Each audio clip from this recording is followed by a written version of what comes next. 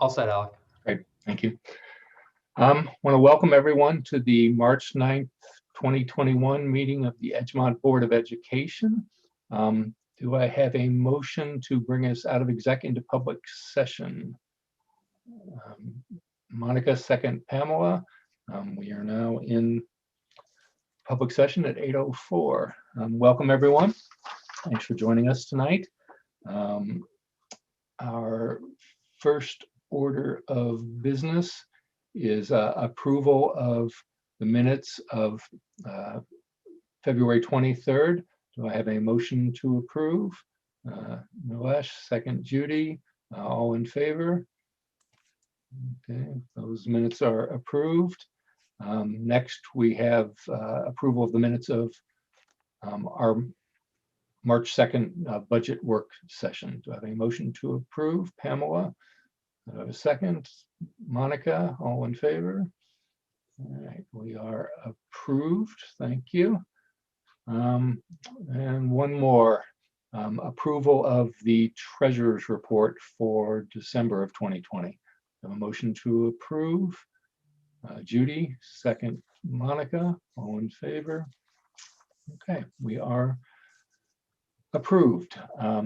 With that, we are to recognition of community, and I should probably just get this next part pre-recorded and hit the play button when we get to it, but we will, after we've gone through tonight's presentations, we will then circle back for community questions. In the instructions for how to participate in tonight's meeting is the link to a forum where you can enter your questions, and we will get to those depending on the nature of the question, either after the relevant section of the superintendent's report or at the end before we go on to other business. So with that, I'd like to turn it over to Victoria. Yeah, thank you, Alec. Good evening, everyone.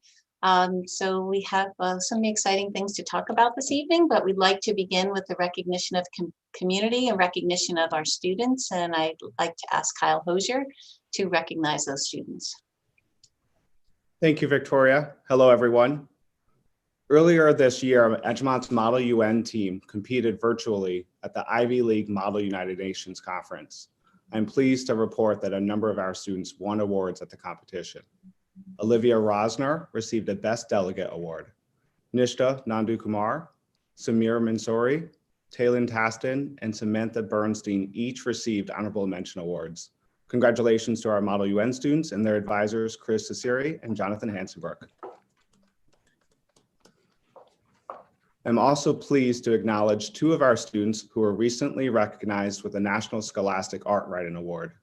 In the photography category, Alice Jang received an honorable mention, 2 Silver Key Awards, and a Gold Key. In the mixed media category, Suji Jagal received an honorable mention. Congratulations to Alice, Suji, and our Fine Arts Department. Victoria, turn it back over to you. Thank you, Kyle, and congratulations, students and teachers. I would now like to ask the board's approval of some very generous gifts. We have $5,000 from the E-Club requested to be used for Edgemont Athletics. We have $9,702 from anonymous donors requested to be used for Edgemont Athletics, and $1,356 from the Edgemont PTSA for personalized lawn signs. I ask the board's approval of these very generous gifts. Do I have a motion to approve? Judy, second Monica, all in favor? It's approved. As always, we are always so appreciative of the various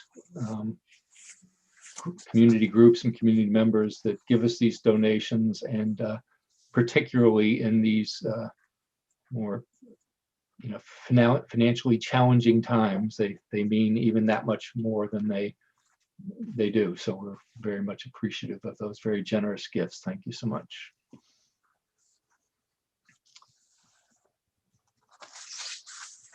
I believe we're on to the superintendent's report. Great.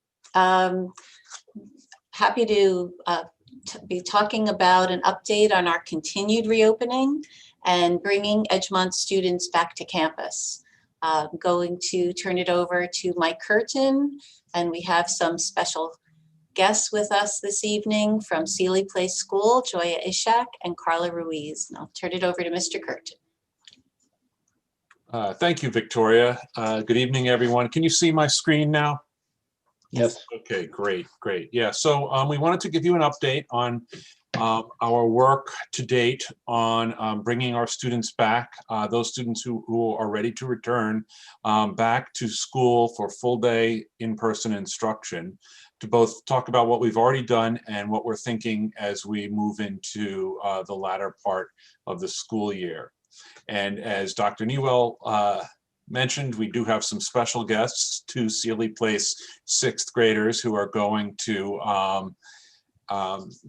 do a presentation within a presentation in just a moment. And so we look forward to that. But just to kind of set the scene, I thought, you know, these three quotes really kind of capture where we are at the moment. A quote from the American Federation of Teachers, the biggest, I believe they're the biggest teachers union in the country. And then from a researcher who was quoted in the New York Times last week, along with many others, talking about, you know, the return to in-person schooling. And then one of our sixth graders who apparently in the course of a conversation with Ms. Lugo and Ms. Feuerstein, they were talking about how they want to come back and how they wanted an opportunity to kind of make the case for coming back. And so always on the lookout for a teachable moment, Ms. Feuerstein encouraged them to write letters to herself and to Dr. Newell, and also ultimately to put together a presentation for tonight.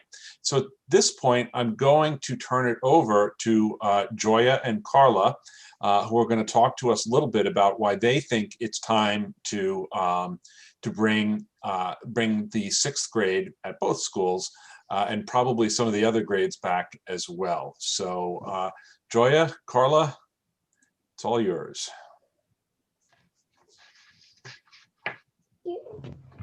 So, okay, sixth grade proposal.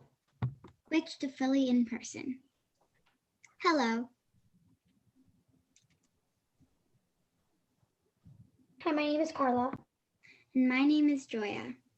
We are both sixth graders in Miss Lugo's class at Sealy Place. Today we are going to tell you why sixth grade should be the next to go fully in person. I hope you enjoy our presentation and see why sixth grade should be the next grade to go in person. Introduction. America went into total lockdown on March 13th, 2020. Nothing stayed open except for hospitals, of course.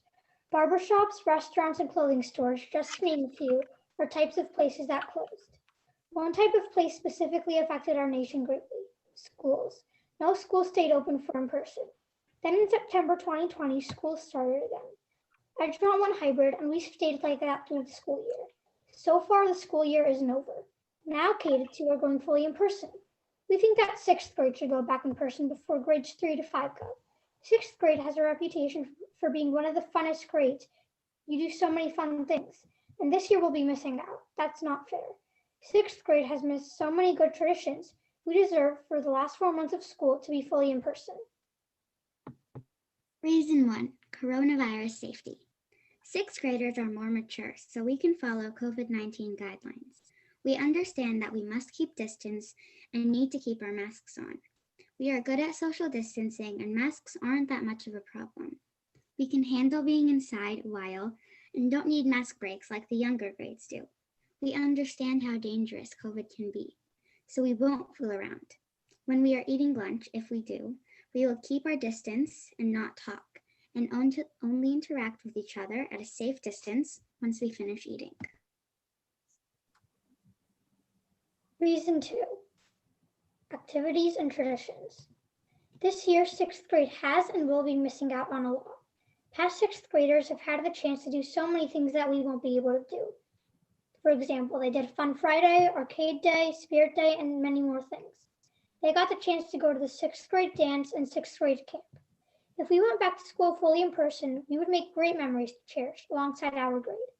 Going back to school full time would let us interact with people we haven't seen in a while. For example, kids in the PM cohort don't interact with AM cohort kids. Some new students haven't met the kids in other cohorts and vice versa. This should change. Reason 3, the dilemma of hybrid and remote learning. Kids aren't social anymore. As you may have noticed, a ton of kids these days go on their tablets, laptops, phones, and video games. Some spend hours on these electronics, and on top of that, we are on our screens for 3 hours, even more, a day for school. We are on our screens so much we've forgotten how to socialize with kids our age. This isn't healthy. It's bad for our mental health. So much screen time is horrible for your eyes. Carl and I have both experienced this personally. Yes, I had to get glasses because I was in front of a screen way too much. It's very bad for your eyes. We both have had our eyes hurting. We've also had headaches. Pretty soon we are going to forget what it's even like to talk to someone face to face. So many good things haven't happened this year. Why? Because of COVID-19. If we did go fully in person, that would make up for the loss of many sixth grade traditions, as well as making many sixth graders happy. Sixth graders are old enough to know how to social distance and to keep masks on.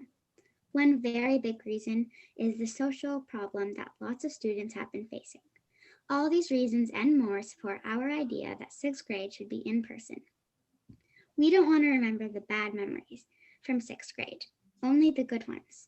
We want to be able to feel that the school did something special for us. This is our last year before moving to the middle school. We want to remember this year as the year where we fought against hard times and won, not the year where we were in front of a screen the whole time. We hope you consider this option and make sixth grade the next to go fully in person. Thank you for listening, and we hope you are safe during these times. Any questions? Do we want to do questions now or at the end of the full presentation? Maybe we'll do questions now, at least from the board. So I see. Right. I'd like to open up to any board questions for Joya and Carla. Let me just see. Sorry. Judy. So that was just terrific. And I'm not just saying it because you're kids. That was an incredibly mature, well thought out, and remarkably well done PowerPoint. Too often, many adults will list everything on their PowerPoint and then just essentially read it. And by doing it the way you did, it was incredibly engaging. And I thought as you were speaking towards the end about how this is your final year in elementary school, it occurred to me that throughout the country, a number of colleges, what they did was they had freshmen in for first semester and seniors, freshmen come to campus first semester and seniors come to campus for second semester. And I make that analogy, not saying that that is what is going to happen here, but I think there is some merit to what you're saying, and I appreciate you bringing it to our attention and to doing it in such a very positive way. So thank you both. You did a terrific job. Thank you. Anyone else from the board? All right, then I'll just echo. I thought that was a great presentation. You should be very proud of yourselves. You made a very strong case for your position, which will definitely be taken in consideration as these decisions are being made. But whatever happens, you should be very proud of advocating for yourself and your peers and advocating for your point of view. And I think you did a wonderful job. So congratulations. Thank you. Yes, excellent job. Thank you very much, Joya and Carla. And we will be seeing you up at EHS next year. But thank you very much for sharing your ideas with us this evening. Okay, so now I've proceeded to list out a bunch of stuff on the PowerPoint slide. I won't read it out loud. But just, in terms of thinking about our process to date, we have had so many decisions to make over the last 12 months, oftentimes with imperfect information to make the decision, oftentimes with conflicting messages, but what's helped us is to try to seek feedback at pretty much every possible instance from all of the stakeholders in the schools and the community. And you see, I'll just point out a couple on this list. There's a stakeholder group that Dr. Newell meets with regularly that includes teachers, includes public health experts, parents, community members. And the buildings have their own health and safety committees. Obviously, we spend a lot of time conferring with the board. We connect with teachers at faculty meetings, department meetings, grade level meetings. I know that Kyle speaks regularly with the EHS leadership team on lots of issues surrounding our response to COVID.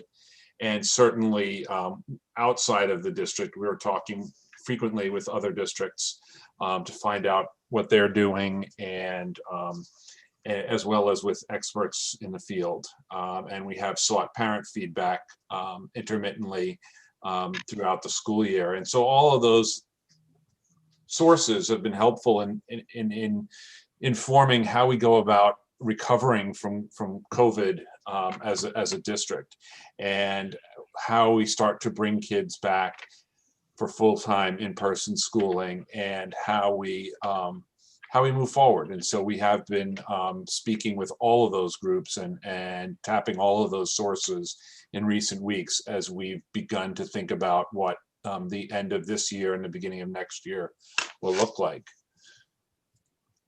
Very quickly, you'll recall that in November, we identified several populations in the broader student body that we wanted to really prioritize bringing back sooner rather than later. Based on our data gathering, we heard that special education students, students with IEPs were really, many of them were struggling with remote learning. And so we prioritized bringing back our elementary special education students, and we're able to do so by January 31st. Then our next step was to start thinking about how do we then bring back other elementary students. We had identified the K through 2 grade band as the sort of the next most, the group that needed to be in person and really were struggling with remote learning. And so we brought our kindergartners back last Wednesday, and I was in a kindergarten classroom today, and they were thrilled to be back. And it was just, I said to the teacher on the way out, this is how kindergarten's supposed to feel, and it was just so great to see them there. And by all accounts, they're very happy to be back. Sorry, they're very happy to be in school, and we're happy to have them back in person. We'll continue that work with bringing back grade 1. I believe they come back tomorrow, and then we anticipate that grade 2 will return next week. In terms of bringing back K through 2, part of our process was reaching out to parents and asking them how they anticipated using the full day option, and how many of them would take it, how many of them would stay home, or either stay in remote only or convert from remote only to in person, and also how many people would be leaving campus for lunch during the transition period. And you see those figures in the table on this slide. With that, I am going to turn it over to Victoria to kind of give us a look forward at what we can expect in the coming months. Thanks, Mike. As I was thinking about the comments this evening and then hearing the students, it just reiterates the fact that we all share concerns about our students' educational experiences and their social and emotional health. And the fact that the health metrics are showing a low in-school spread, those things together, combined with all of the feedback we have been receiving, have led us to this vision and goals that we're going to share with you this evening. And that is to return to all students who want to attend school to a full day by the end of April 2021. We know that that will look different at all 3 schools. The schools are working on what that return plan could look like. As Mike said, we have started and have been continuing with who has the most need, who are struggling the most with hybrid, and who do we need to bring back. So the principals are working with the teachers and developing that plan. We will continue a remote option for the remainder of this school year. We don't yet know what the expectation will be for us next year. I expect there may still be some type of remote option, especially until there are vaccines available for students. Again, that is yet to be determined, but for the rest of the school year, there will be a remote only option.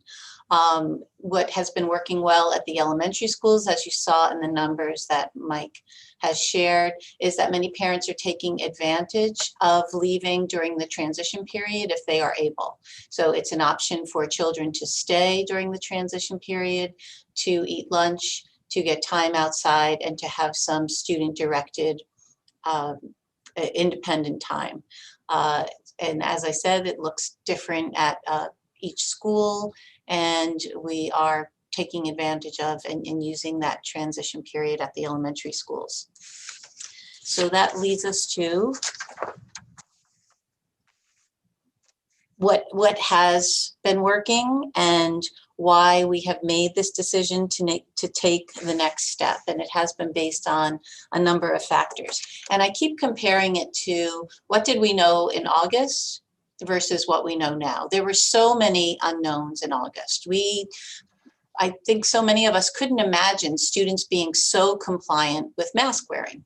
They just, the students have been terrific, as have the faculty and staff at setting those expectations. So to me, it's not a surprise that schools are doing the best job and we have low transmission rates because of the way everyone is working together. Recently, the CDC has given some more explicit information about mask wearing, which I will share. I've shared it with the faculty and staff, and I will share it with the parents as well. And it's the importance of 2-ply masks and masks that are fitted well to your face. So, and of course, wearing the masks properly so that your nose and mouth are covered. Everything else is also continuing to go well in terms of the teachers being diligent. You have to love elementary teachers who have a process for everything, including how the hands are washed, how children are using hand sanitizer. So that's going very well as the ventilation and air testing. What we have done, we've heard some concerns about bringing more students back and the impact that will have on the airflow in the classroom. Also, we have started tracking the air counts and the air movement and sharing that information so that we can be vigilant about that and look to increase ventilation. Most importantly, today certainly helped as the weather changes and we can open the windows more. Teachers have kept their windows cracked throughout the winter, and of course, depending on the temperature, we're able to open them even more so.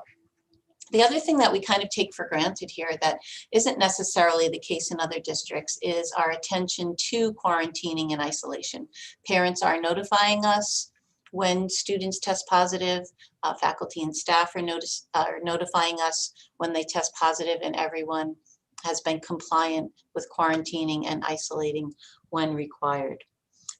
So what are the next steps, and why are we recommending we bring more students back now? In October, I don't know, Mike, that it's a little hard to look at yourself in 2 places. What has changed from October is the vaccinations. I have been vaccinated 2 times. And I know that about 2 weeks ago, I would say there were about maybe 27 staff members who were still actively looking to get appointments. Most recently, many appointments have become available, many opportunities for people to help with appointments. So I will check again shortly, but I believe that number is very small to zero at this point of people who want to be vaccinated and have appointments.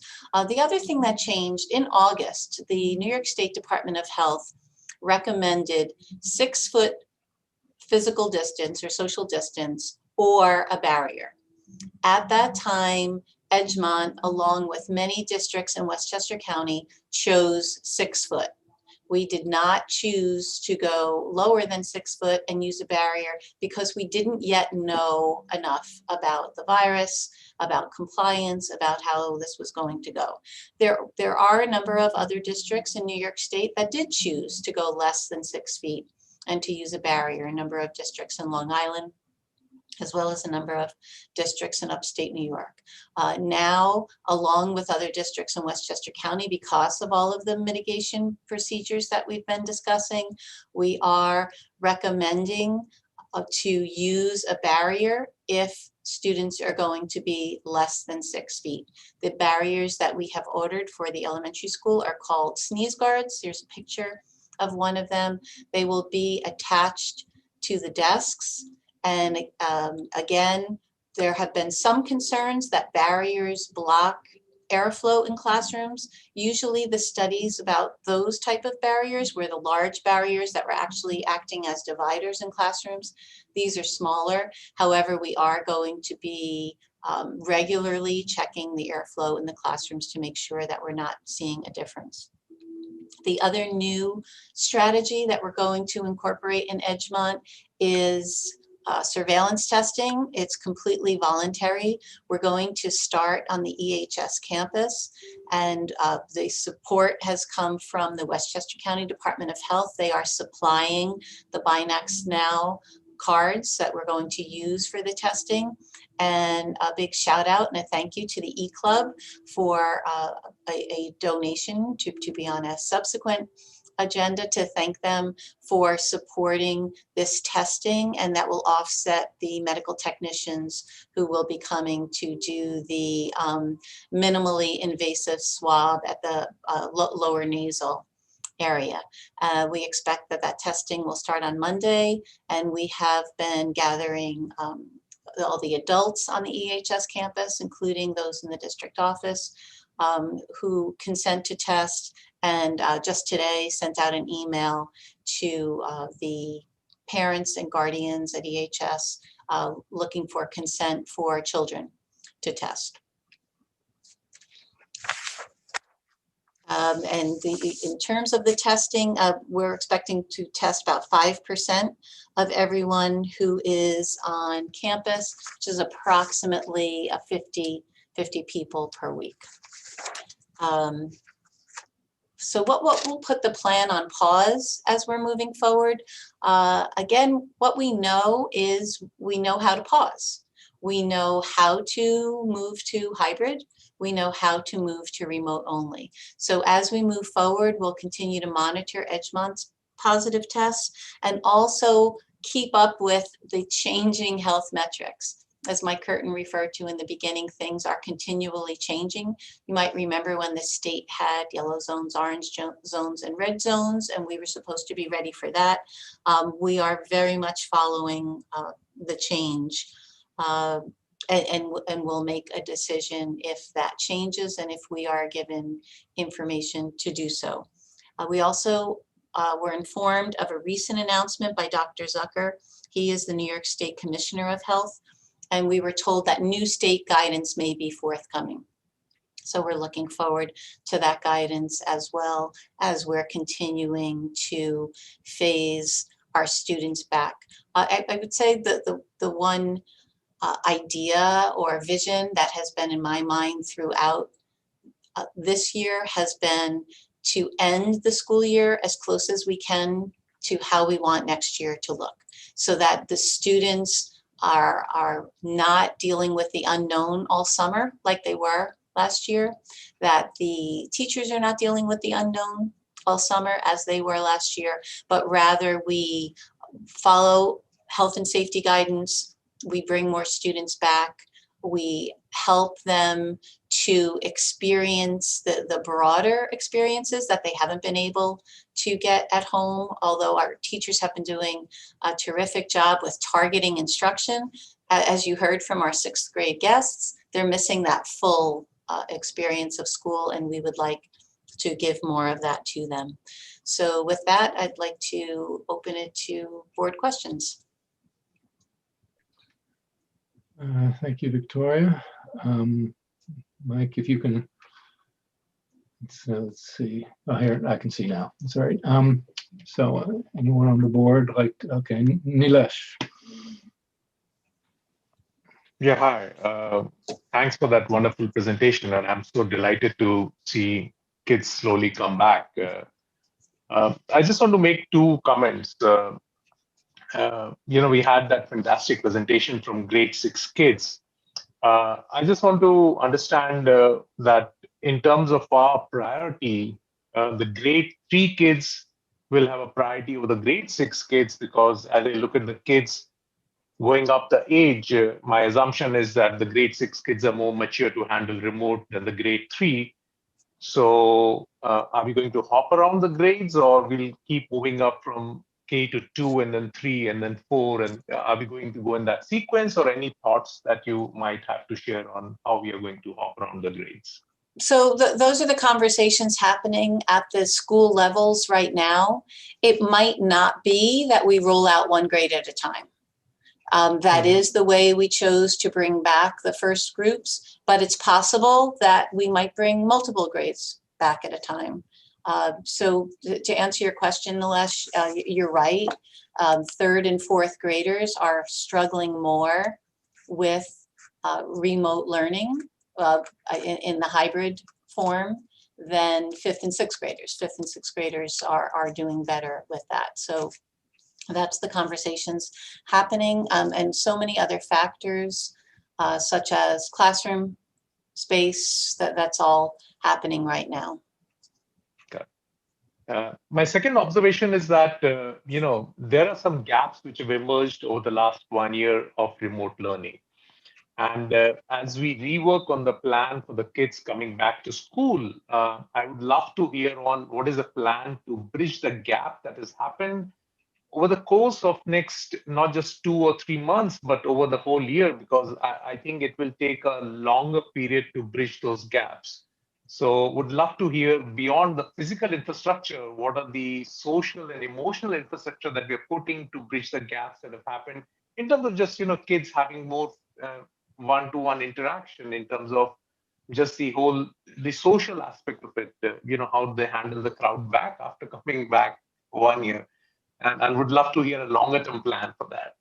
So that will definitely be a whole meeting and a whole presentation in and of itself, because you're absolutely right. We're the counselors, the school psychologists, the teachers are very much looking at what are the needs of the students, not just academically, but also socially and emotionally. And in fact, at the high school, what's happening right now is the counselors and the administrators are reaching out to the students who are remote only, because there are many reasons why students are choosing to be remote right now. And it's not just for health concerns. So I think you're spot on in terms of that data gathering and that assessment in terms of the mental health and the readiness for students to come back, and also academically. We are looking at different types of assessments. We won't have the same types of assessments that we had last year, but we're looking at a series of assessments to monitor all of that. And then we will take a look at what does that look like over time, right? Okay. What's the most immediate? What is something that maybe next year's high school teachers, for example, have to shift the curriculum a little bit to allow for attention to a separate area as well. So that's all very much in process right now. I would just, Kyle's been doing some great work with the departments at EHS in terms of documenting where they anticipate getting to in their curricular scope and sequence, this year, so that next year's teachers will have an idea of where they're picking up and what was missed and what was done, and where things stand. So that's another piece of the puzzle, but it is a complicated problem. Okay. And then last is just a comment, Victoria, the best line I loved about your presentation was you want to end where you want to start next year. So I wish you all the good luck, and I really hope that comes true. And because, the kids will get mentally prepared when they come for the school next year. And I truly wish and good luck to the admin to achieve that. Even if it's for 2 weeks, 3 weeks, I would just love to see that happening before they go complete this year. So good luck for that. Thank you. Thank you. Jennifer. Thanks. First of all, I want to start off by saying I'm really excited about the prospect of getting more kids back in the classroom. I think it's hugely important. And as you said, and as Nilesh said, the closer we can end the school year to how we want next year to look, I think the better. I have two questions, which I acknowledge probably fall into the category of things you haven't figured out yet, but I want to raise them. I know with K through 2, it was either in school or remote only. Hybrid was done. Do you have a sense whether that's going to be the case for the other grades as well? And maybe there's a difference between 3 through 6 in the high school, or maybe it's the same.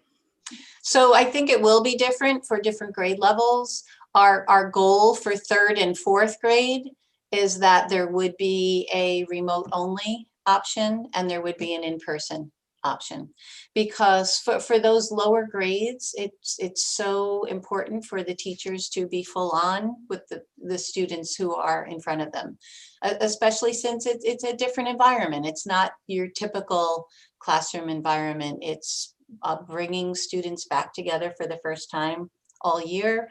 It's having them spaced differently, and it's dealing with a number of variables. But I do think it will look different at different grade levels.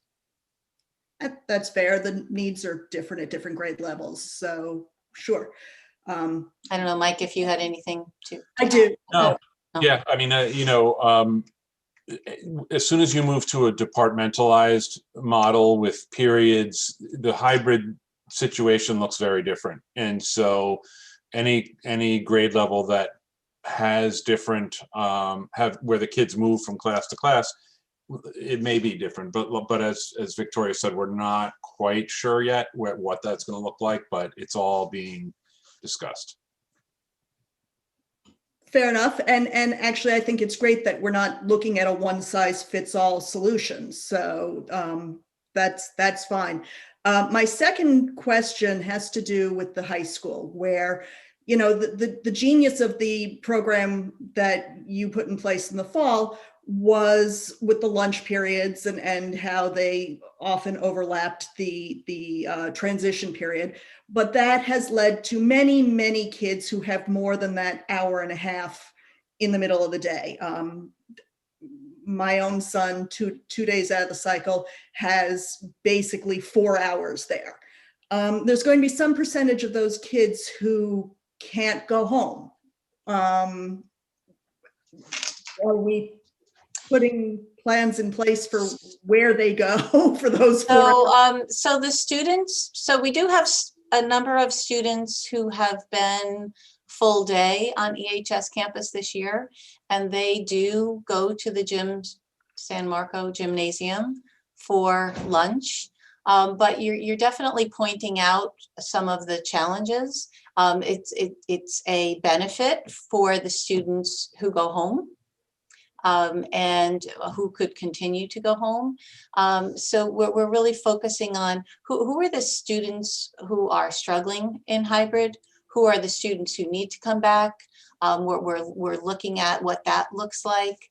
And you're spot on, Jennifer, that knowing where the students would be, it depends on how many are coming back also.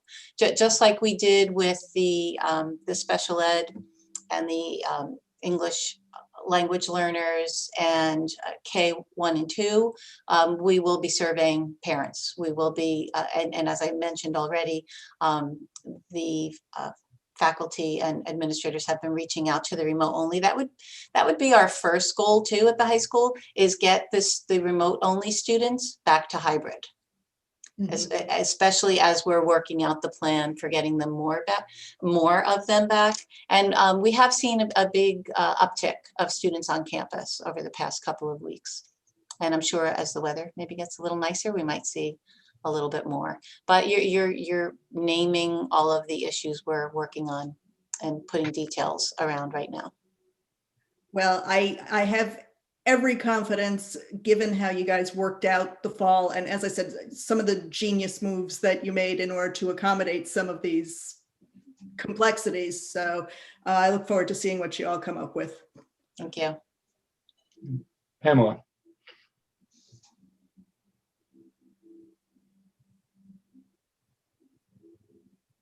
Yeah, you're still muted. There you How's go. that? Better? Yep. Thank you for that. That was helpful. I'm going to try not to repeat the things that Jennifer said, but I do have some questions relating to things that she brought up. So, and a few other things. Just back on the transitional period, is there for the junior high school and high school, is there going to be an expectation that kids generally go home and come back, or is it they do whatever they and their families choose, either stay or come back, or what?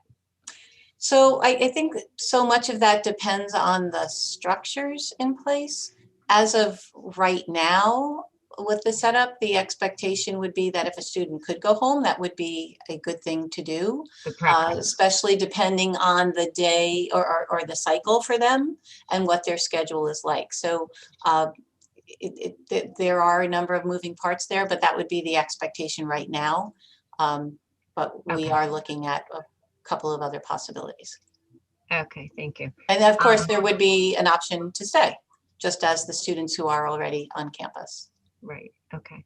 And I just want to make sure I'm clear on the various options. So once we get to, I think you said you wanted everything in place by the end of April. So will there be a remote only option for every grade if that's what somebody chooses? Yes, there will be a remote only option for everyone. Okay. And then for the elementary schools, the alternative to remote only is in school all day. They can go home for lunch or not go home for lunch. Correct. Okay. But no hybrid option. Oh. Correct. Okay.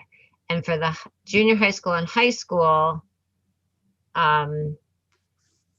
already talked about what happens at the transition. Is there going to still be a hybrid option? That is under discussion right now. We don't have to anything definitive on that. What we expect to have definitive timelines and answers by the next Board of Education meeting on March 23rd. Great. Okay. Super. A couple of other questions. Thank you for showing us what the barriers looked like, because I've been wondering. And they look pretty sturdy, which is great. What exactly are they made of? Is it plexiglass and cardboard? There's a cardboard component. The frame of it, I guess. Okay. And okay, great. What happens if a student tests positive and they are in classroom, wherever it is, Greenville, Sealy High School, and they're, in the middle of a classroom, so they're no longer 6 feet apart from everyone, although they do have these dividers. So obviously they're staying home. Which of the students around them will have to quarantine?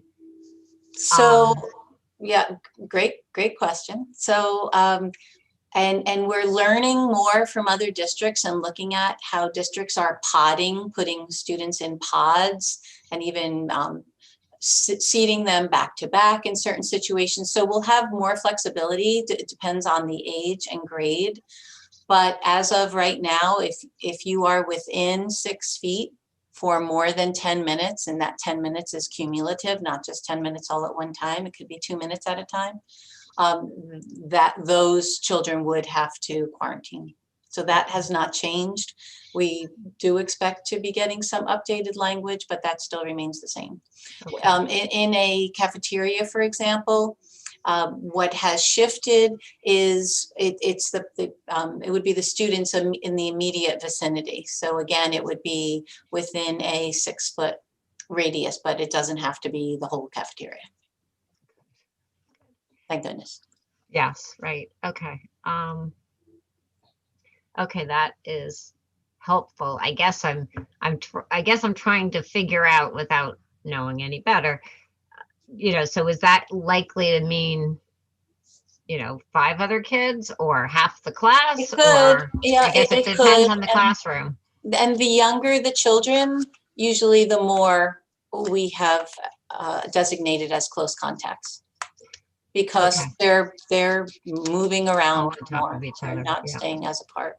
So it's even same thing at the high school though. If you have students who walk class to class together often, or talking in the halls together, they might not be sitting less than 6 feet from each other, but their cumulative time together would be more than 10 minutes less than 6 feet.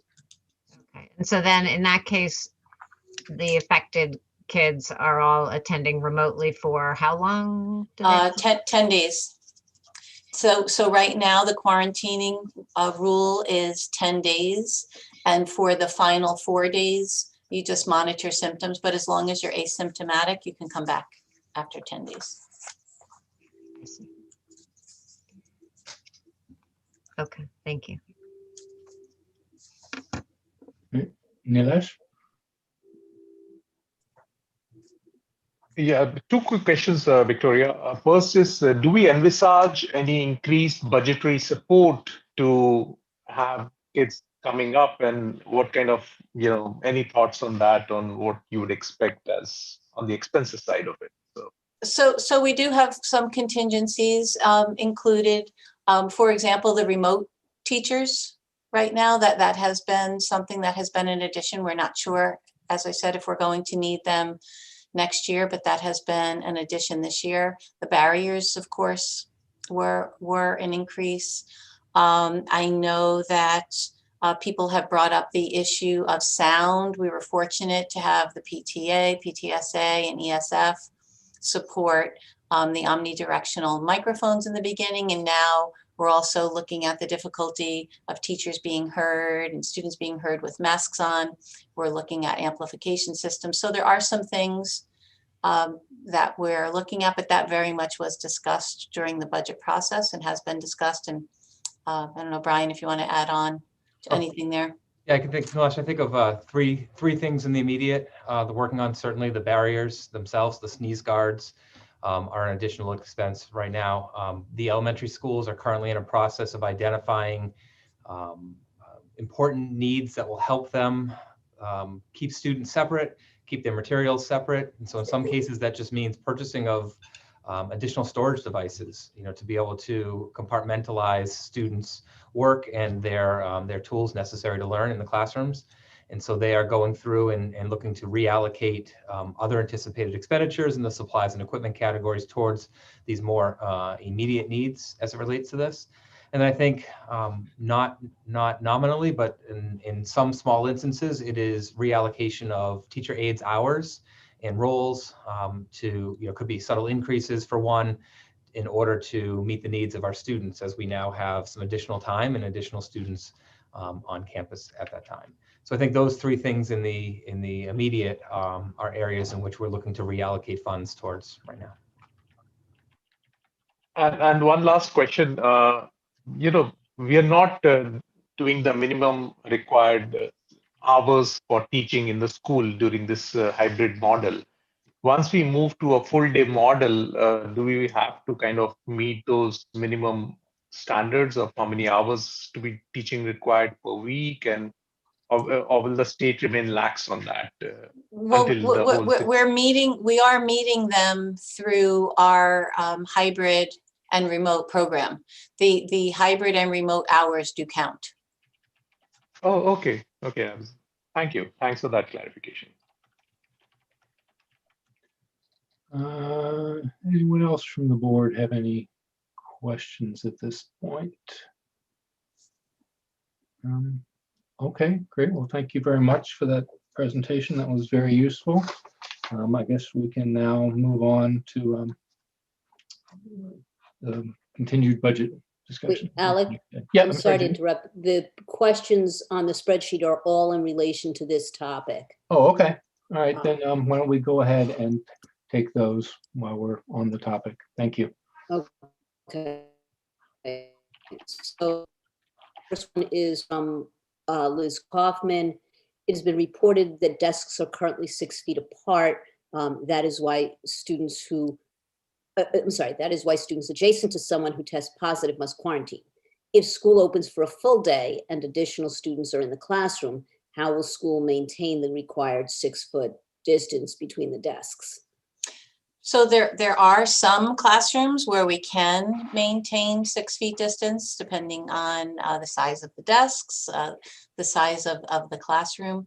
But that's why we will use sneeze guards or barriers if we have to have the desk less than 6 feet apart.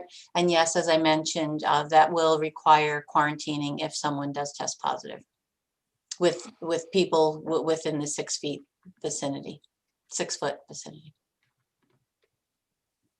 Also from Liz Kaufman, if Edgemont opens to a full day, will there be a contingency plan to revert back to the hybrid model? If so, at what, under what circumstances, or what metrics will be used to make that determination? So we will follow the metrics that are shared with us from the Department of Health. They have been changing and we'll continue to follow them. In terms of our own Edgemont metrics, it's very situational. There were some times this year where we never would have guessed that we could have stayed open with the number of people who were quarantined, but we did. So we'll always have to look at the particular situation and the impact on the staff, the impact on the students, and then assess the disruption, which is more disruptive, to have all of those people out or to move to remote only. So it will be situationally and it will be dependent upon the level of disruption. I'm just gonna, the question specifically asks about reverting back to the current hybrid model if we go full day. So I'm just gonna confirm that what you're saying is it's situational, and whatever format the decision takes will depend upon what is going on in that particular school or classroom. Correct. Okay. Last question from Liz Kaufman, but there are 2 more after this from others. Not all masks are equally effective at protecting people, at protecting other people. Has there been any consideration to ensuring that students and faculty wear masks effective at protecting others? And a comment, I can't thank you enough for your superhuman efforts during this challenging time. Well, thank you for the thanks. It certainly takes a team, and this team of teachers, administrators, teacher aides, everyone, custodial cleaners, everyone has just been clerical support. So thank you for that. In terms of the mask, we have, as I mentioned, we've shared mask information, updated mask information with the faculty and staff in terms of 2-ply, well-fitted masks. At this point with the young children, it's just important that they have a mask that's comfortable enough for them to wear all day. So we're not going to be pushing a particular type of mask on children, but we are making sure that they are wearing it appropriately and that it is covering their face. But we will start with older children to be promoting particular mask use in terms of the 2-ply and the well-fitted.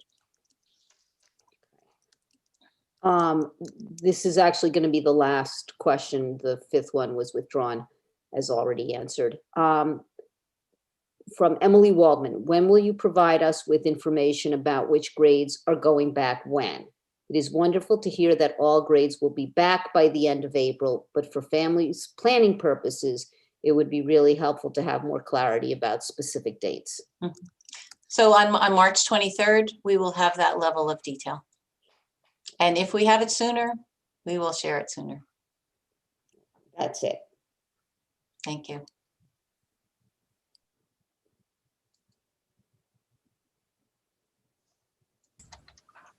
Great, ready to move on, Alec? You were muted, Alec. Sorry, yes. So unless the board has anything else on that topic, we were ready to move on to continued budget discussion. Great, I'm going to turn it over to Brian Paul. Thanks, Victoria. So thank you to all for our marathon of a session last week as we unpacked the budget, looking at the revenues, anticipated revenue streams, and anticipated expenditures that are driving the decisions in terms of where we're at right now. Just an overview for those listening maybe for the first time. Our administrative budget proposal is totaling $65,251,389. That represents itself as a budget-to-budget increase of 2.47% and an anticipated tax rate increase of 2.16% next year. The budget that we're proposing preserves all programs and services, educationally, co-curricularly, athletically for our students, and it comes in at the maximum allowable tax cap in terms of our tax levy. Some questions, and just a couple that we've received over the last week that I think are important to bring to the broader community. And I think one is kind of on everyone's mind is what will the budget vote look like this year? I think to the best of our information, what we are planning for and what we've been asked to plan for is an in-person budget vote. Although as we know, situations can change rather quickly. And so we are prepared to shift if need be. I do think it's important for the community to also recognize it's always been an option to obtain an absentee ballot. And if you're unable to vote in person, that will be an option as well this year. Information regarding how to obtain an absentee ballot is going to be forthcoming, but it will begin on April 21st. And so keep your eyes and ears open for that. We'll be sending out additional communications. And then I think just secondly, a plug on the district website, there is a budget information link that we keep updating with the newest information. It has links to the presentations that have been made along the way, has the category sheet that we shared with you all last week, and we'll continue to be updated as we move ourselves along. And then I think, one of the, again, unique aspects of this year and our shift to using Zoom as a platform for sharing this information. I know that there have been many people who have tuned in after the fact and viewed previous presentations, but all the videos from our past board meetings going back to January, where we started to lay little crumbs along the way that led to our full presentation, are all available on board docs, and we'll have some links coming on the budget website as well to take a look at. So I thank those who have been involving themselves in the process and asking us questions along the way. And Alec, I'll turn it back to you if there are any questions from the board or community. Does anyone on the board have anything they'd like to ask at this point? It doesn't look like we do. Judy, has anybody posted anything on the spreadsheet?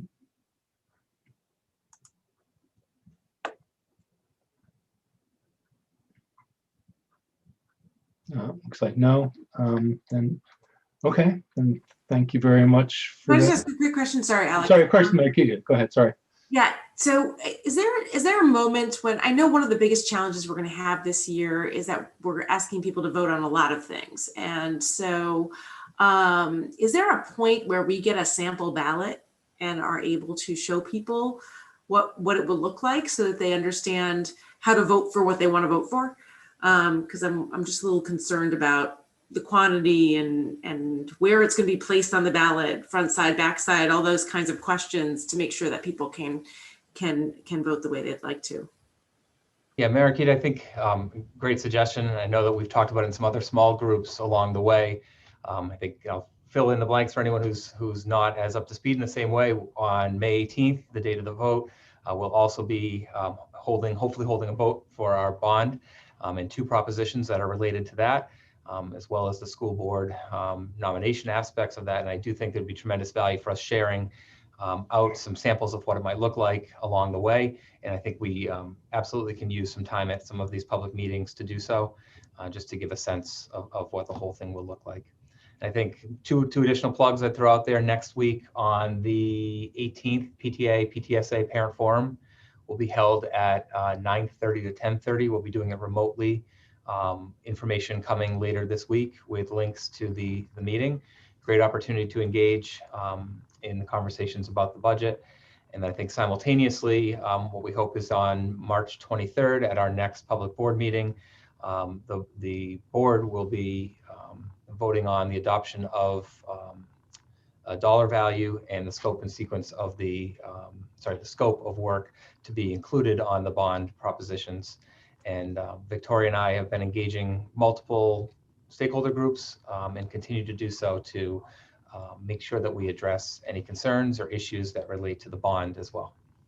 Brian, for people who don't have children in the schools and are not familiar with the Edgemont website, whether it's empty nesters or people who just don't have kids in the school or kids don't have kids, how would they go about finding the information out about the PTA, PTSA budget presentation so that if they wanted to get an opportunity to hear more of the questions being asked in the community, they could attend? Great question, Judy. Victoria, I think maybe the best way we could communicate that is through your blasts that reach out to a broader spectrum of the community, not just students. So maybe we'll use multiple delivery methods, Judy, to make sure that it gets to the most people possible. And Scarsdale Inquirer, we have a meeting scheduled with the Scarsdale Inquirer as well. So the MailChimp blasts and the Scarsdale Inquirer will be two ways. Terrific. Thank you both. Anyone else have anything? Okay, we are at the, unless there's anything else, Victoria, that you have before we start moving to the next sections. No, thank you. Yeah.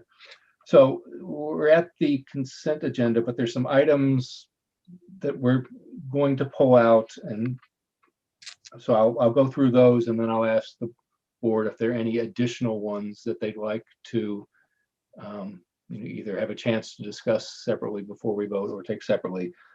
So we're going to take out G 2 and 3 themselves. We're going to take out G 10, and we're going to take out I 2 and discuss, take each of those separately. To that. Alec, does I-9 need a roll call? I-9, I-10. Oh, I-10. No, I think it may. Can we? It does, yes, if we could do a roll call. Yep. For Okay. I-10. And we also have to do, we're taking it separately, but we also need a roll call for I-2, don't we?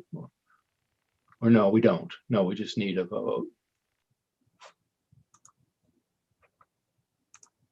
We need the parliamentarian. I'm sorry, I didn't. I'm sorry. I-2, do we just, we're going to take it separately regardless, but I don't know if Well, that's a roll call. yeah, I guess That's a false start. I-2 is separate, correct? Yeah. But what is that a roll call? I don't know. Doesn't have to be. Okay. Okay. Where would you like to start?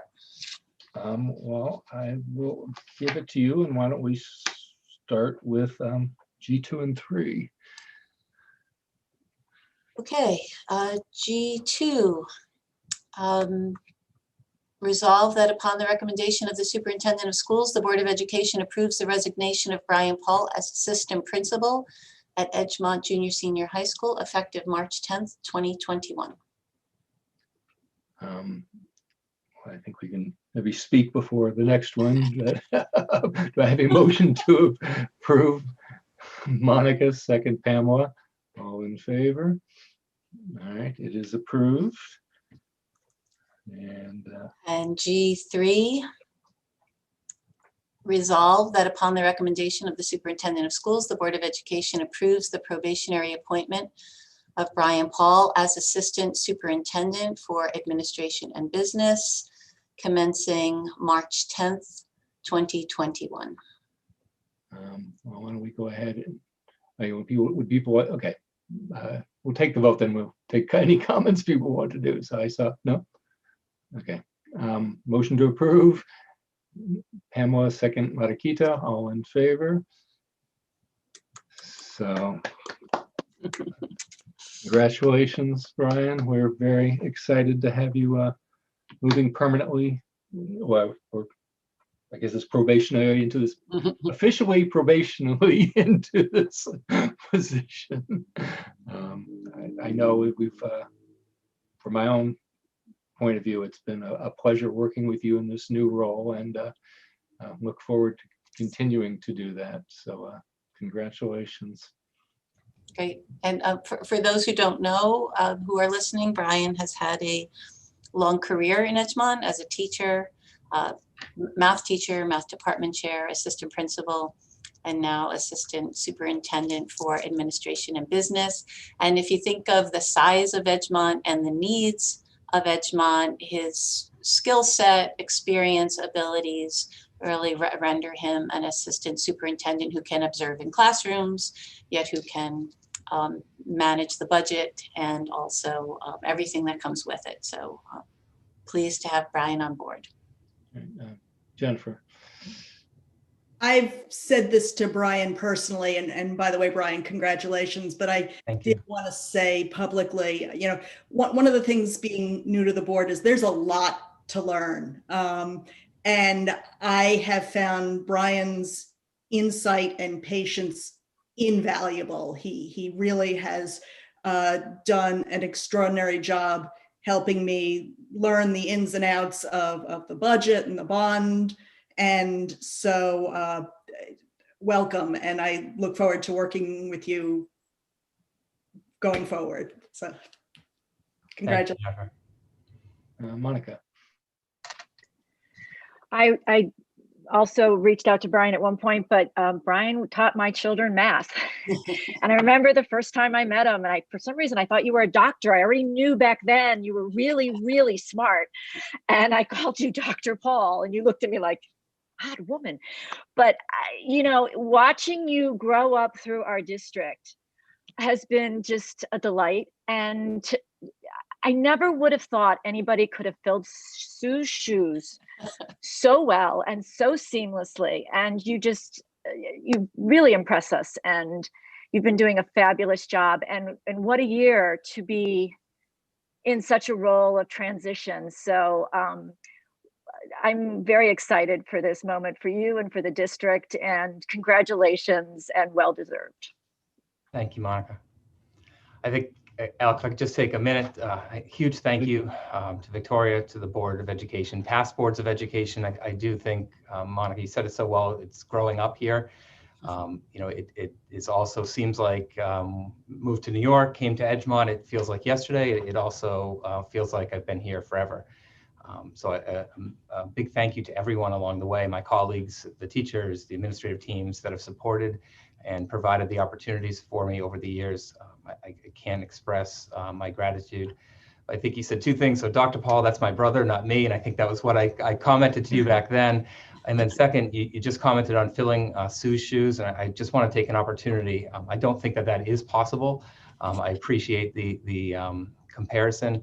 But Sue, I do know that you're on here as well. The experience and guidance, leadership, friendship, mentorship, all of those ships along the way this year has been more than I ever could have asked for. And I'm so thankful for the opportunity to do this real high quality work alongside you and to learn and also you know, take your historical perspective that just could not be taught in any other way. So thank you, because it has really made this transition a very smooth one for me. Thank you to everyone. Thank you for saying yes. Yeah. Thank you, is right. Yes. Yes. Thank you for not running away. All right.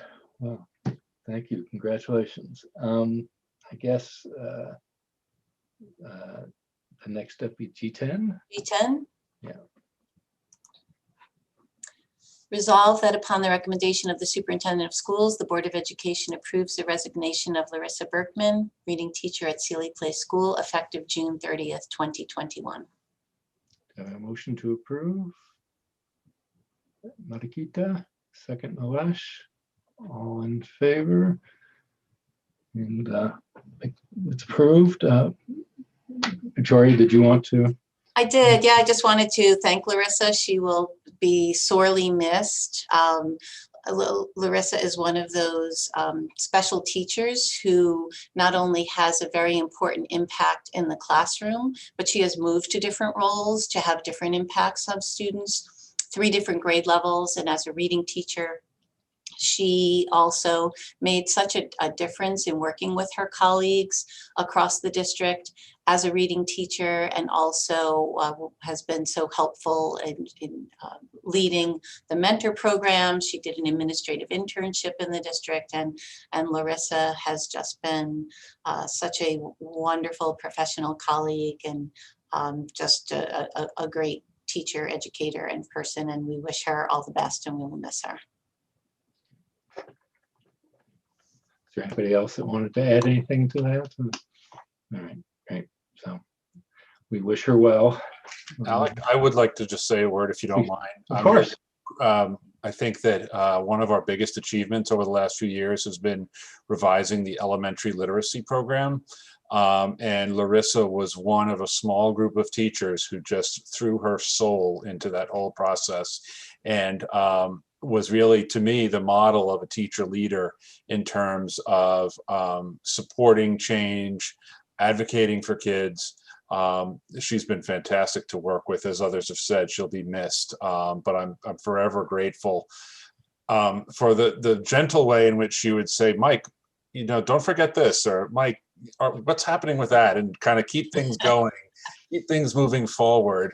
I think that Edgemont students, Sealy students owe a big debt of gratitude to Larissa Berkman for making our literacy program so much better. So thank you, Larissa. Thank you for that. Thank you. Oh, please, Eve, go.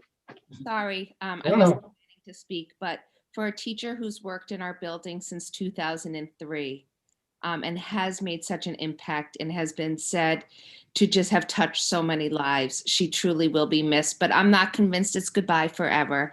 I think it's goodbye for now. And we just really appreciate all that Larissa has brought to Sealy Place and to the Edgemont community. Thank you. Anyone else?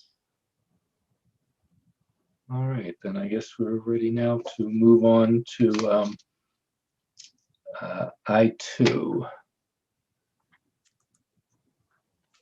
Resolved that upon the recommendation of the superintendent of schools, the Board of Education hereby approves student participation in the following higher risk fall sports, subject to strict adherence to the guidelines and protocols established by state and local health authorities, as well as the rules of Section 1 of the New York State Public High School Athletic Association.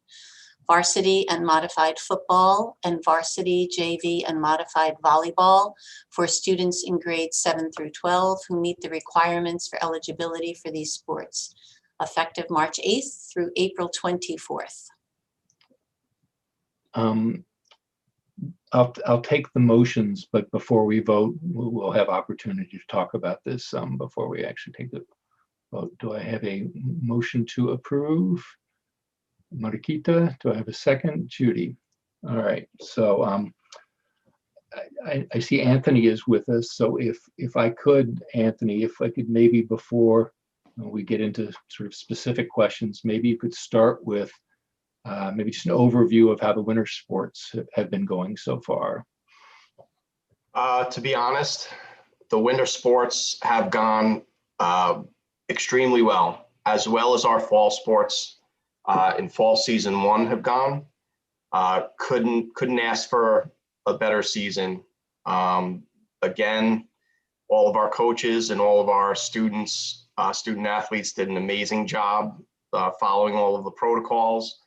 It got us through the season. Today was the last day to play for basketball. So we made it through the season. We have playoff games tomorrow. I think the ability for us to stream the games has been a huge success as well. And, you know, my hat's off to all of our staff members, coaches, support personnel who helped us with the protocols during the games. It really made everything a great success for the winter. That's great. Thank you. Anyone have any questions on that aspect of it before we move on? Pamela, go ahead. Right. So I'm glad to hear that it went extremely well. That's fantastic. And I think it says a lot about both the athletes and also the coaches who obviously made sure the athletes were complying with all the rules and regulations that were put in place. So that's really great. I do, though, have a question, which is, did any of the teams experience any positive cases? And if they did, what was the result of that in terms of any spread, or, how did that work exactly, please? So maybe, Anthony, do you mind if I jump in on that one? Go ahead, Victoria, go ahead. So we did have one positive test, which resulted in 3 close contacts. And it was because of the safety protocols that limited that number of close contacts. Okay, and Which was so impressive compared to other districts. When I was hearing about some other districts, it was amazingly impressive. So the 3 close contacts were quarantined, but as far as we know, none of them tested positive at any point. Correct. Okay, so that's correct. That's great. Okay, I mean, I do have other questions on the sports generally. Go ahead. Yeah, go ahead. If you want to, fine, but there's no particular order. It's fine. Okay. I just want to ask, I think I remember that the winter high-risk sports were JV and varsity only, and I think you've added in modified, so it means 7th and 8th grade as well, and I'm just wondering what informed that expansion.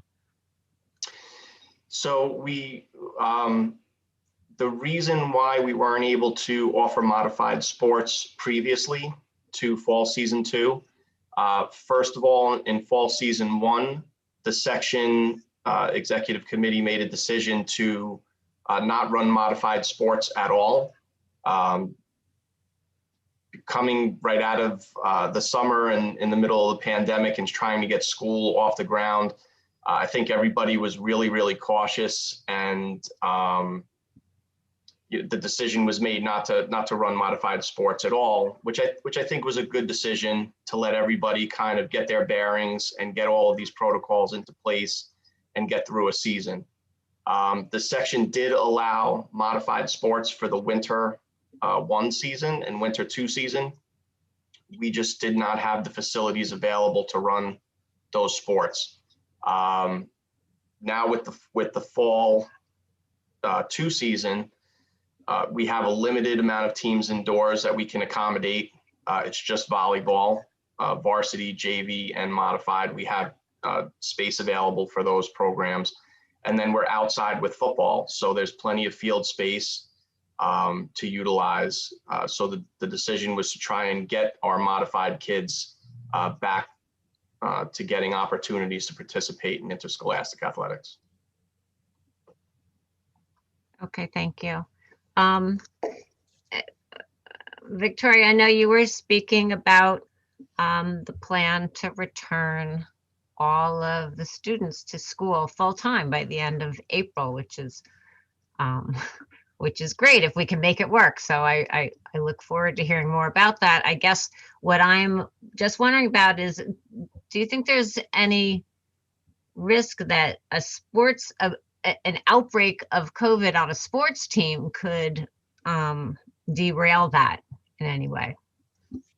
So I think really, and anything could potentially derail it if we either see a spike that causes a disruption in Edgemont, or if something happens countywide. But I don't see sports in terms of how well winter has just gone and all the protocols that we're following. I mean, the protocols we're following in school far exceed what's happening outside of school. So I don't see that we're the ones who are going to be causing the spikes. I encourage the community to help us by continuing to not get too COVID fatigued, especially as the weather gets warm, but to keep working and following all guidelines. And I expect great things the way we have all year. Thanks.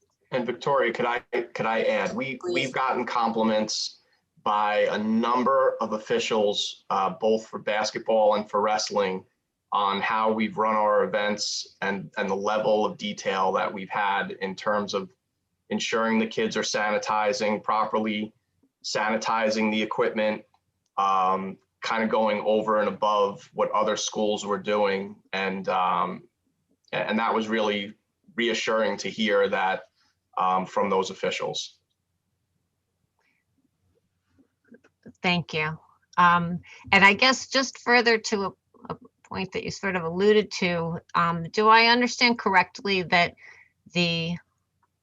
not sure of the phrasing, the positivity rate, the level of cases within the Edgemont community these days is substantially lower than in the, say, Westchester community at large, or even maybe the Greenberg community at large? Is that correct? Our rates have been low. We had a spike after the break, but our rates are low now. I couldn't tell you right this moment how they compare, but they have traditionally or historically been lower. Okay, thank you. And I guess the last thing I want to just ask about, check on, is one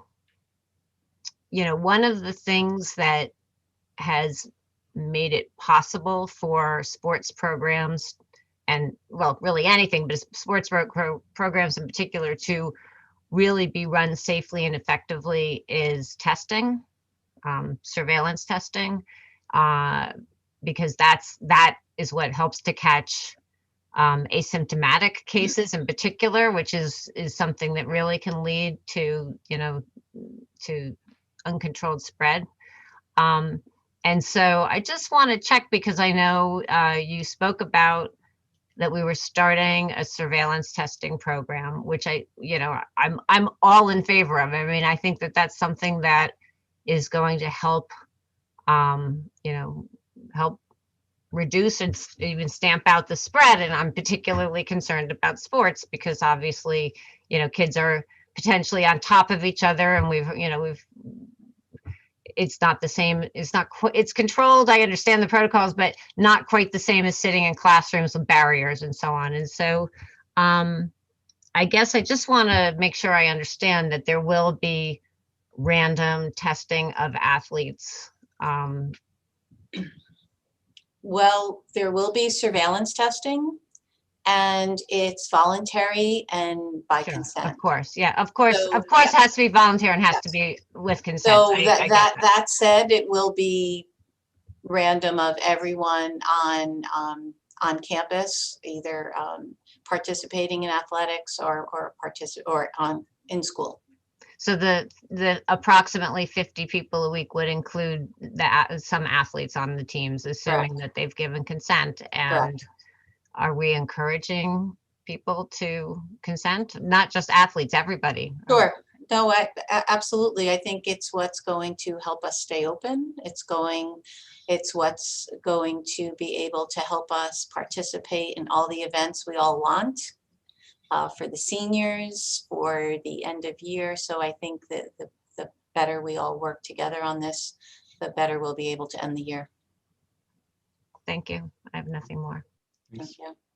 Mariquita. You're muted, Mariquita. I just had a quick, how many buttons do I have to push? I just had a quick question about the, I can't remember what form it was, but the form that we had them sign for winter sports around following COVID protocols and outside engagement. Are we having them fall to sign the same form? And then my other question is, do we have all the spring sports, whether they are high risk or not, sign those same forms? So the guidance from the Department of Health is specifically for the high risk sports. So out of the 3 sports that we're going to run in fall season 2, football, volleyball, and girls swim, only football and volleyball are required to submit those forms. So we did an informed consent. We gave the parents the information, provided the forms. So it was the consent form that they had to turn in, as well as the code of conduct form. And we collected those on the first day of the teams met yesterday. Great. And I also just wanted to note Scarsdale Inquirer of the Edgemont protocols and how well people were following them. I think it, not the most exciting article to write, so clearly shocking to people in some way that they would write that type of article. So congratulations to the teams and to the coaches for being so vigilant. Thank you. Monica.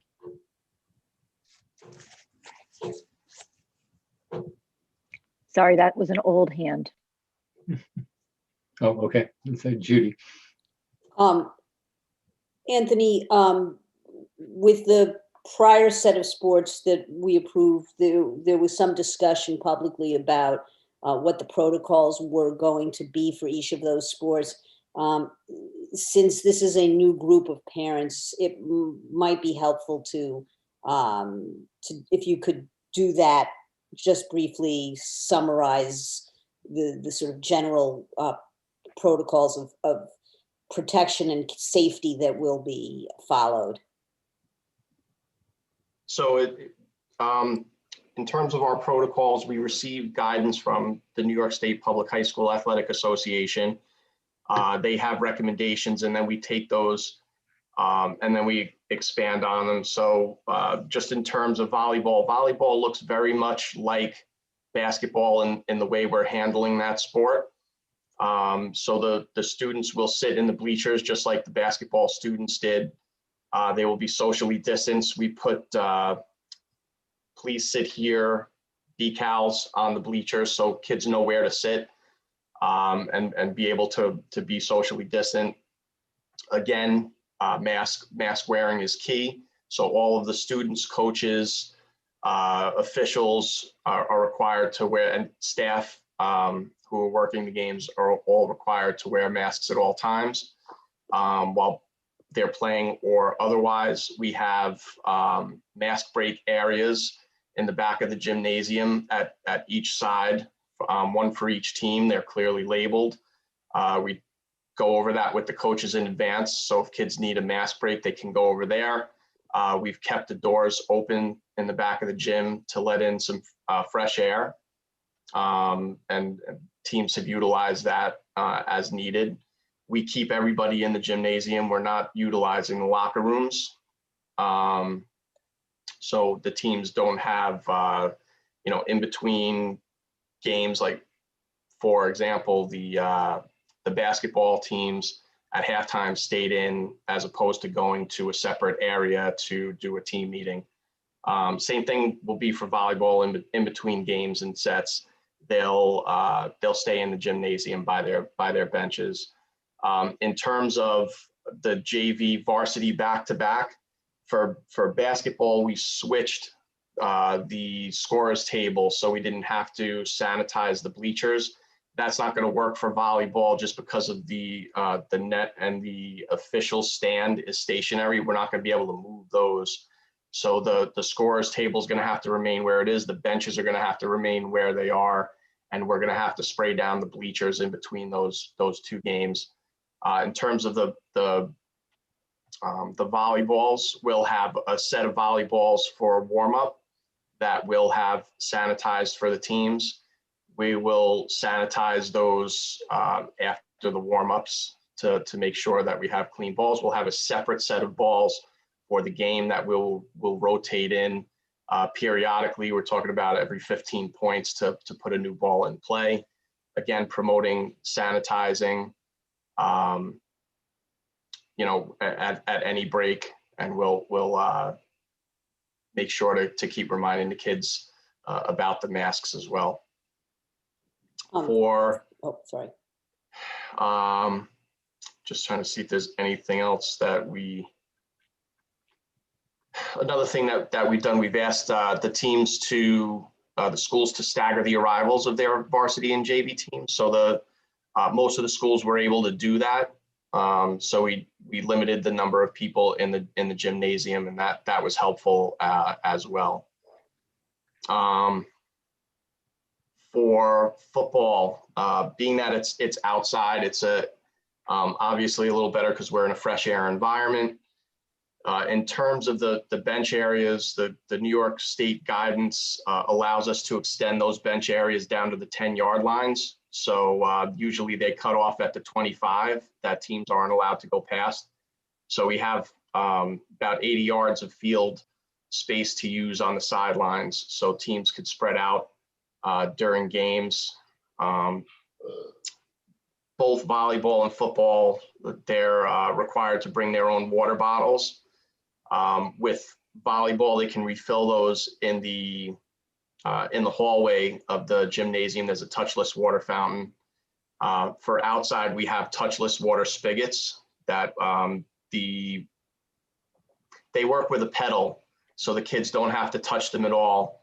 And they can refill their water bottles as needed. Game balls, again, will be periodically replaced. We'll have those separate from the warm-up balls.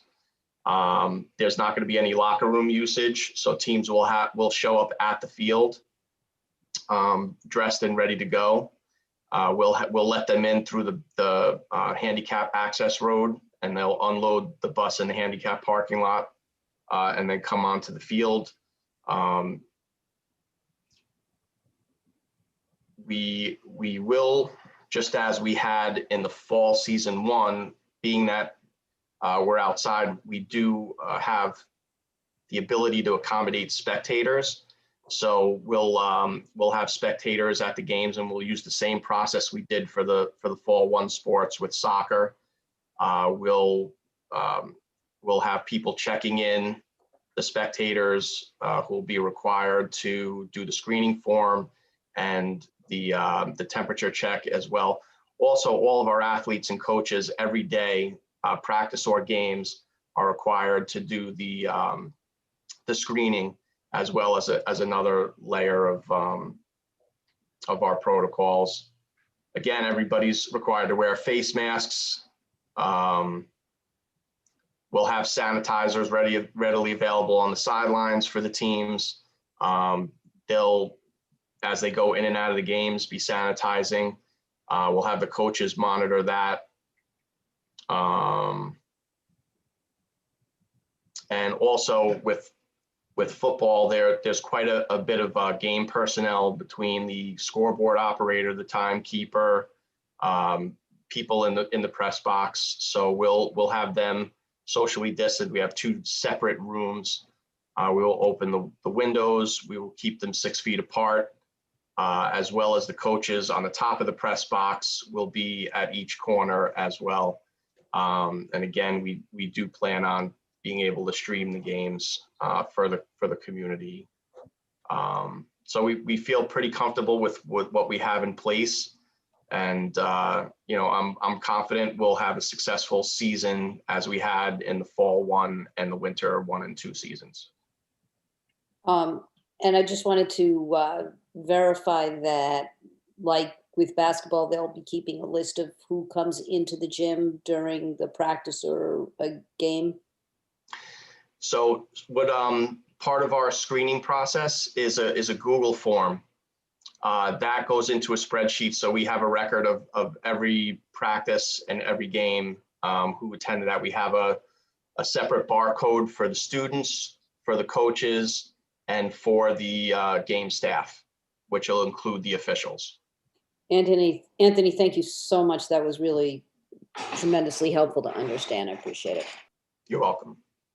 Nilesh.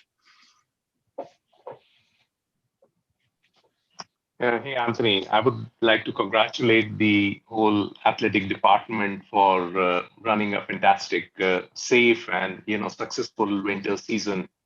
And as I said in my board meeting in that session when it was passed, that this is not my remark. My vote against was not a remark on Edgemont, because I strongly believe in our safety systems and our processes, but it was more about my own personal risk, averseness against this big pandemic, and I'm still very risk averse, and my heart goes out to all the athletics, athletes who are kind of taking this risk, and I'm still very uncomfortable with this, but I again wish you a very successful fall season, and I wish good luck to all the athletes. I just wanted to make that comment, and I hope you guys continue to do the same excellent job that you've done in the winter season. So congratulations. Thank you. Anyone else have any questions or comments before we take the vote? Okay, we will, I think, like last time, so just clarify, even though we have 3 sports, we're only voting on the 2 sports because they're the 2 that are designated high risk. So swimming is off the table in terms of the board decision. So I think just because there are some differences and people could feel differently about the risk profile of the sports, I want to take football first. So I believe I already had the motion. So if I could have if people could use the reactions down there, there's a yes and a no. That way I can make sure that I've gotten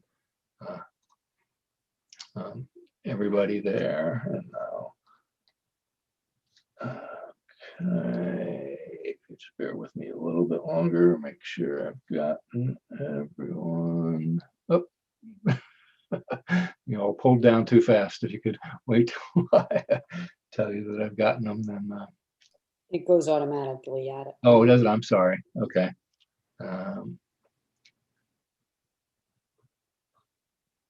Okay.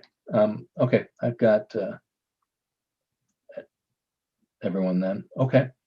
And then for volleyball, if we could do the same.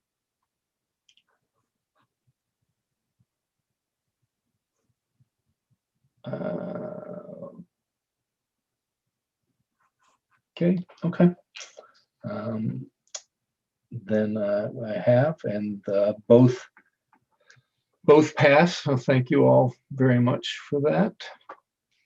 And thank you, Anthony, again for both taking our questions and for, as Nilesh said, for the great job that everyone has been doing to make the seasons that have gone on so far successful. Because as again, a lot of us have done sports ourselves and know how much the participants really, whether they have any aspirations beyond high school or not, how important it is to them in terms of sort of social, emotional, and just even physical health. So thank you very much.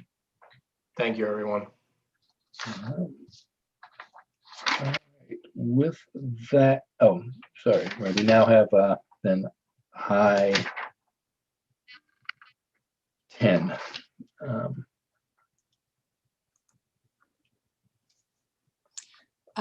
Yes, I'd like to ask the board's ratification and approval of the resolution for type 2 actions at Sealy Place School and Greenville Schools. And we do need a roll call vote. Right. And just for the public, if anyone happens to notice that was part of what was on the agenda at our last regular meeting, during the meeting, we had some modifications to the language that the board had asked for. So we're basically this is the same thing with a small amendment to the wording that we felt would make sense to just vote on it with that change in place. So we need a roll call. So I will start off saying yes. Judy? Yes. Monica? Yes. Nilesh? Yes. Marikita? Yes. Pamela? Yes. And Jennifer? Yes. All right, so it passes unanimously. Thank you all. That leaves the rest of the items we haven't covered. Are there, one more chance, are there any that anyone would like to either comment on or take separately before Victoria calls for the vote on those? Okay, thank you. So Victoria? Thank you. I'd like to ask the board's approval of G personnel number 1, 4, 5, 6, 7, 8, 9, and 11. H number 1, I 1, 3, 4, 5, 6, 7, 8, 9, and 11. Do I have a motion to approve? Pamela, do I have a second? Jennifer, all in favor? All right, it is approved. Thank you all. So with that, unless anyone else has anything else they want to do, our next scheduled meeting is on March 23rd. So thank you all for attending. We will see you then. Do I have a motion to adjourn? Marikita, second Nilesh, all in favor? We are adjourned. Thank you all very much. Have a good evening. Good night, everybody. Night all. Thank you. All right. Night, everyone.